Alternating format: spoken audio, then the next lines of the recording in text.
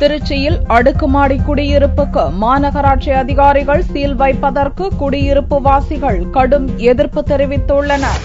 திருச்சி வடக்கு தாராநல்லூர் பகுதியைச் சேர்ந்த சரவணன் அப்பகுதியில் 4 தளங்கள் கொண்ட அடுக்குமாடி குடியிருப்பை கடந்த 3 ஆண்டுகளுக்கு முன்பு கட்டி அதை வாடகைக்கு விட்டுள்ளார். சரவணனும் அதே குடியிருப்பின் கீழ் தளத்தில் வசித்து வருகிறார். இந்நிலையில் குடியிருப்புக்கு திடீரென்று வந்த மாநகராட்சி அதிகாரிகள் முதல் 2 தளங்கள் மட்டுமே அனுமதி பெற்று கட்டப்பட்டுள்ளதாகவும் 3வது தளத்தில் வசிப்பவர்கள் வீட்டை காலி செய்யுமாறும் திங்களன்று இரவு போலீஸ் உதவியுடன் மிரட்டினர். இதனால் அதிர்ச்சியடைந்த குடியிருப்பு வாசிகள் இது தொடர்பாக மாநகர போலீஸ் அதிகாரிகளிடம் புகார் அளித்தனர். செவ்வாய்க்கிழமையன்று காலை அதிகாரிகள் வீட்டை சீல் வைக்க வருவார்கள் என்று எண்ணிய குடியிருப்பு வாசிகள் தங்களுடைய உறவினர்களுடன் வீட்டு முன் திரண்டனர். இதனால் அங்கு பரபரப்பு நிலவியது.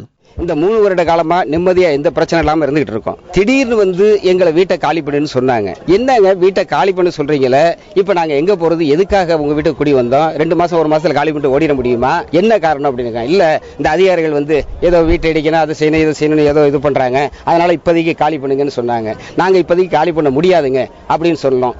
நாங்க எல்லாருமா சேர்ந்து ஒட்டுமொத்தமா மனு கொடுக்கலான்னு சொல்லி கமிஷனர்கிட்ட போனோம்.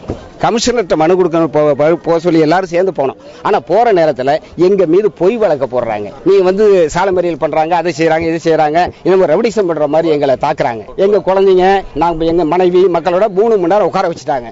போலீஸ் டிபார்ட்மெண்ட் எந்த நடவடிக்கை எடுக்கலங்க. திடீரென்று அதிகாரிகள் வீட்டை காலி செய்ய சொல்வதோடு தங்கள் மீது பொய் புகார் கூறுவதாகவும் குடியிருப்பு வாசிகள் தெரிவித்தனர்.